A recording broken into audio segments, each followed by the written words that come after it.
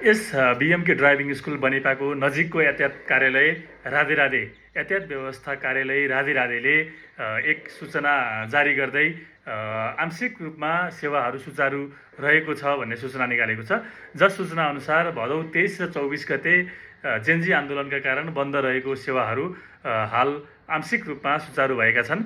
जस्तै trial pass राजस्व भनेको 23 गतेभन्दा अगाडि भदौ 23 गतेभन्दा अगाडि तपाईँ ट्रायल पास हुनु भइसकेको छ भनेदेखि तपाईँहरूको ट्रायल पास राजस्व तिर्न मिल्नेछ। जस्तै 23 गते पास गर्नेहरूको हकमा चाहिँ राजस्व काट्न मिल्दैन र लाइसेन्स भेरिफिकेसन, लाइसेन्स नवीकरण, लाइसेन्स प्रतिलिपिहरूको सेवाहरू चाहिँ सुचारू भएको छ।